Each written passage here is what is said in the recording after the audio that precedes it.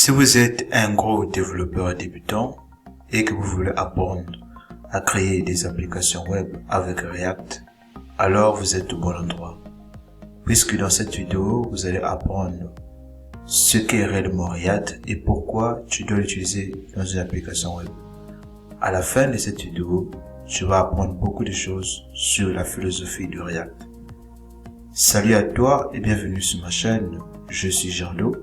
Sur cette chaîne, tu trouveras des contenus en programmation pour t'aider à créer des applications web et mobiles.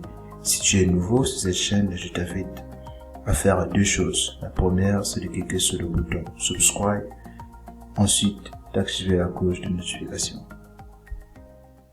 React a été créé par Jordan Walke, un ingénieur logiciel travaillant pour Facebook, et a été déployé pour la première fois sur le fil d'actualité de Facebook en 2011 et sur Instagram en 2012. React a également été open sourcé en mai 2013. React, c'est une librairie ou une bibliothèque. Avec React, tout est exécuté dans le navigateur de l'utilisateur. Si vous êtes familier avec le pattern MVC, Model View Controller, React est la partie vue du pattern MVC. Beaucoup en parlent en tant que framework, car habituellement une librairie est un utilitaire duquel on extrait quelques fonctions qui nous aident dans nos algorithmes. Et en général, une librairie est une sorte de fonctionnalité supplémentaire par-dessus notre application. Alors qu'avec React, on a plutôt l'impression que c'est notre application qui repose sur React, comme c'est le cas avec un framework. Mais techniquement, React, c'est une librairie que l'on peut inclure avec un syntaxe script depuis le header d'un fichier HTML. Il y a deux gros frameworks qui sont réellement des frameworks qui permettent de concevoir des applications avec la même philosophie que React. Donc ce sont Angular et Vue. Angular était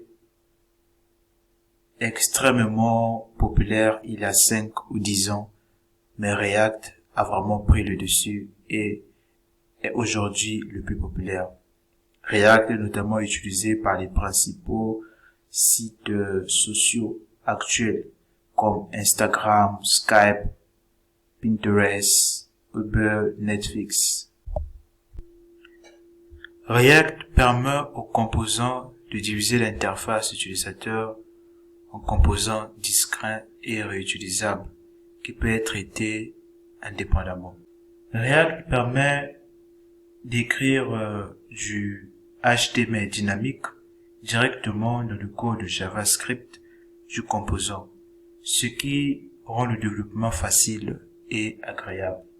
React va permettre d'intégrer un objet qui est utilisé pour stocker des données ou des informations sur le composant. React va se permettre de conserver une représentation légère du DOM réel dans la mémoire. C'est ce qu'on appelle le DOM virtual. Lorsque l'état d'un objet change dans une application React, Virtual DOM est mis à jour. Il compare ensuite son état précédent puis met à jour uniquement ces objets dans le vrai DOM au lieu de mettre à jour tous les objets. Cela accélère les choses, en particulier par rapport aux autres technologies frontales qui doivent mettre à jour chaque objet, même si un seul objet change dans l'application. Donc le fait d'utiliser le Virtual DOM, cela permet à React de rendre les applications web beaucoup plus rapides que celles développées avec d'autres frameworks frontaux. React aussi va permettre d'intégrer un objet qui va stocker la valeur des attributs d'une balise et la fonction de manière similaire aux attributs HTML. Et va fournir un moyen de transmettre les données d'un composant à d'autres composants de la même manière que les arguments sont transmis dans la fonction. Voilà, c'est la fin pour ce tutoriel. J'espère que le contenu vous a plu. Je t'invite à laisser un commentaire de ce que tu en penses de React, car nous formons une communauté de développeurs. Ton commentaire va certainement aider un membre de la communauté. Et moi, je vous dis à très bientôt.